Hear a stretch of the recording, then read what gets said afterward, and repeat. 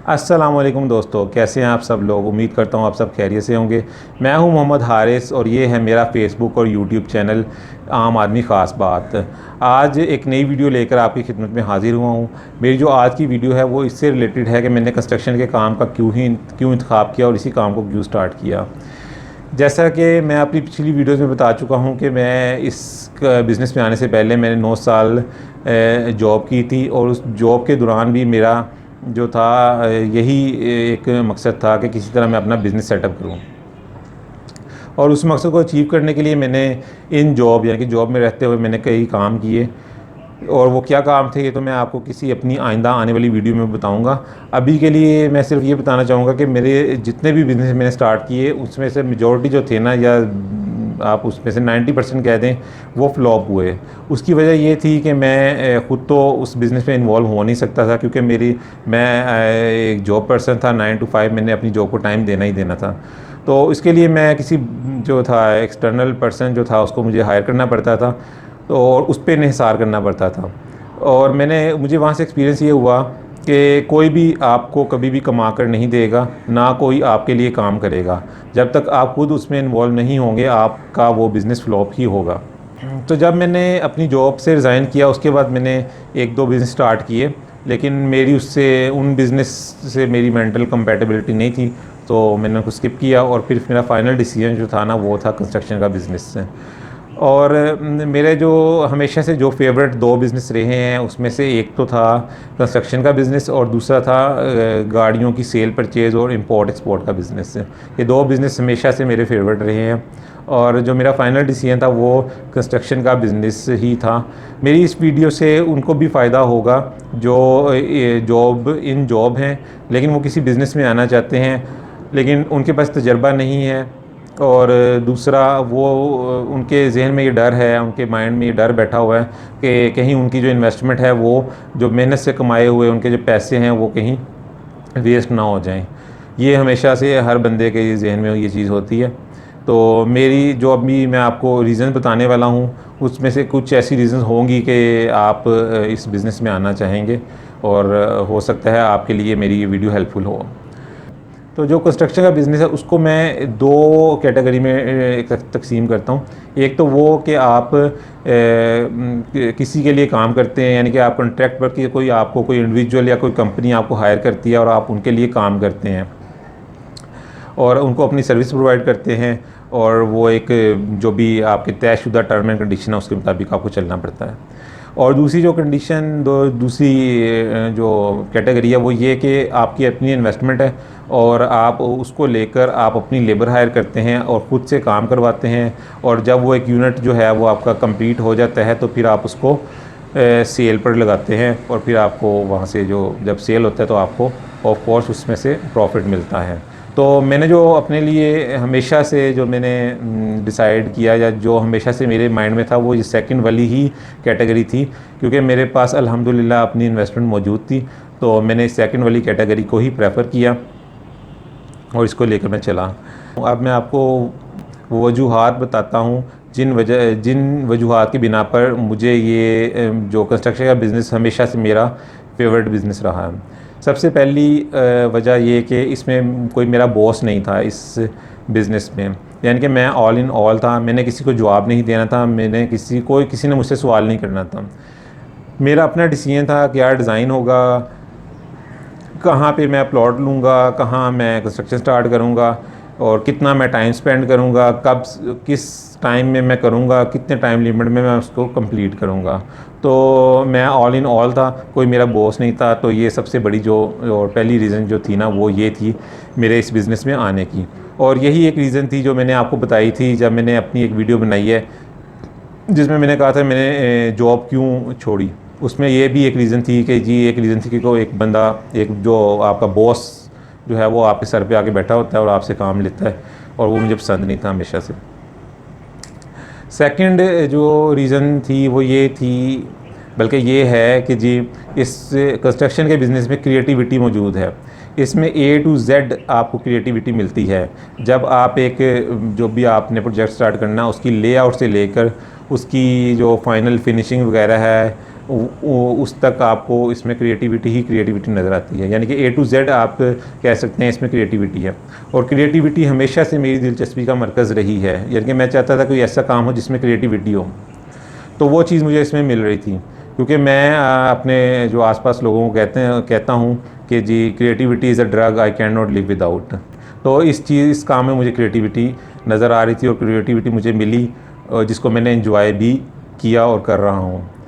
Third चीज़ जो इस business में आने के लिए थी वो ये थी कि मैं टाइम बाउंड नहीं था। यानी कि ऐसा नहीं था कि जी मैंने 9 to 5 एक काम को टाइम देना है या कोई भी स्पेसिफिक टाइम देना है। मैं चाहता तो मैं जल्दी भी जा सकता हूँ, मैं चाहूँ तो मैं देर से भी जा सकता हूँ, मैं जल्दी आ सकता हूँ, मैं जिस वक्त मर्ज़ी काम कर सकता हूँ, जिस वक्त मर्ज़ी मैं ऑफ़ ले सकता हूँ। तो कोई मुझे इसमें पूछने वाला नहीं है। तो ये एक रीज़न थी। और जैसे आपको जॉब में रहते हो आपको संडेज़ तलाश करने पड़ते हैं, आपको हॉलीडेज़ तलाश करनी पड़ती हैं। इस काम में आपको कोई हॉलीडे तलाश नहीं करनी पड़ती, ना आपको मार्क करनी पड़ती है कि ईद कब आएगी और 14 अगस्त कब आएगी और 25 दिसंबर कब आएगी। तो ये एक मैं रीज़न समझता हूँ मेरे इस काम में आने की, और बड़ी ही अच्छी रीज़न है।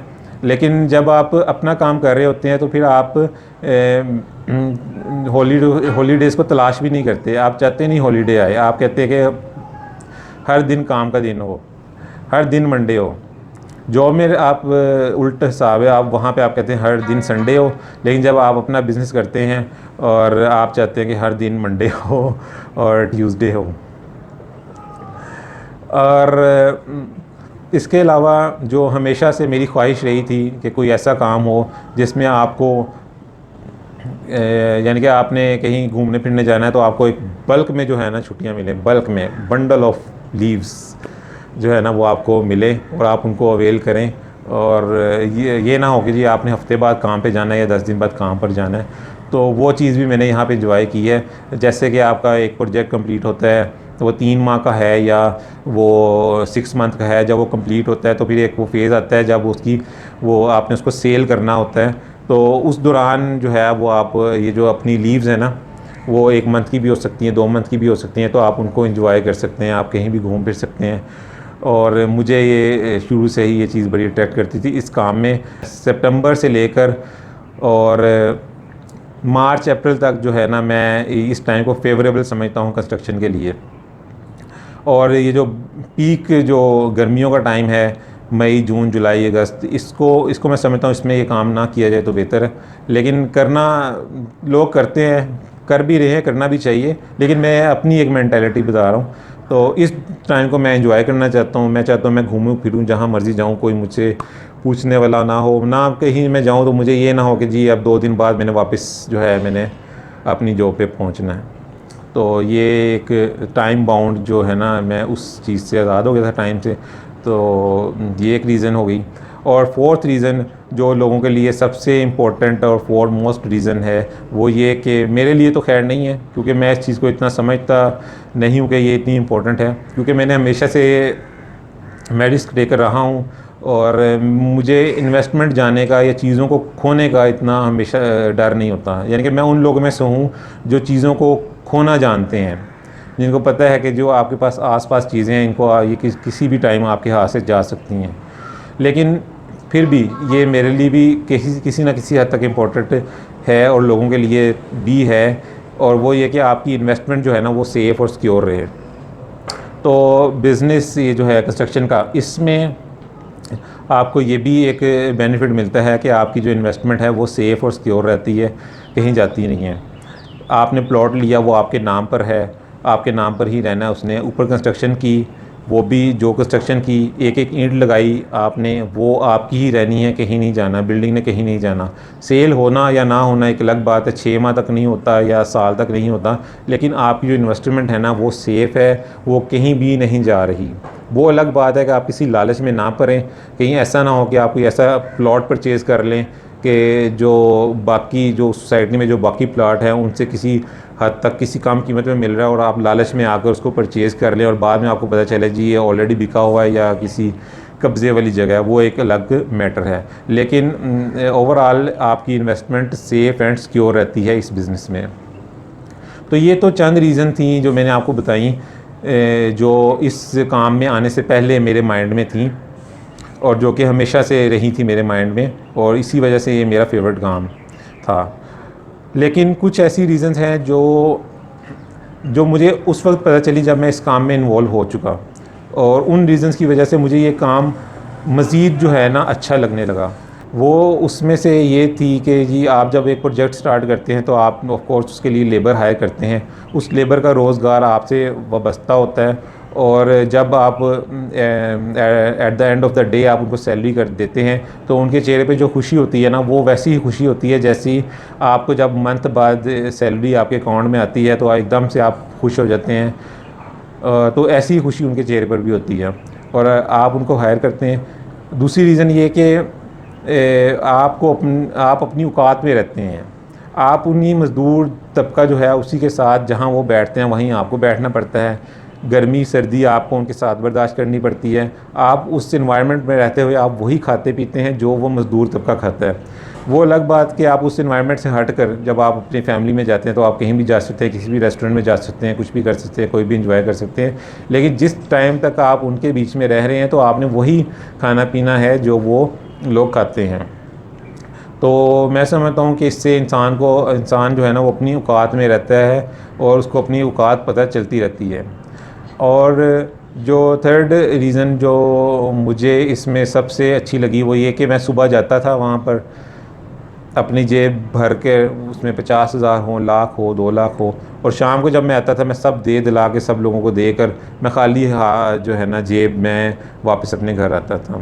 यानी कि ये इस काम में आप देने वाले बनते हैं, आप लोगों को दे रहे हैं। वो अलग बात कि आफ्टर सम टाइम वो कोई भी हो सकता है, after 6 month 7 month after a year आपको उसका रिटर्न मिलता है। लेकिन वो जो टाइम आप स्पेंड कर रहे हैं जिसमें आप जो आपके जो प्रोजेक्ट टाइम है जिस दौरान आपको प्रोजेक्ट कंप्लीट हो उसमें आप दे ही दे रहे हैं, आपके हाथ कुछ नहीं आ रहा। आप रोज़ निकलते हैं घर से जेब भर के निकलते हैं और शाम को जब आप आते हैं आप खाली हाथ आते हैं। तो मुझे ये चीज़ जो थी ना बहुत पसंद थी कि मैं आज गया हूँ घर, लोग निकले हैं कामों पर तो लोग जेबें भर के आए हैं, और मैं आज निकला हूँ काम पर तो मैं जेब खाली करके आया हूँ।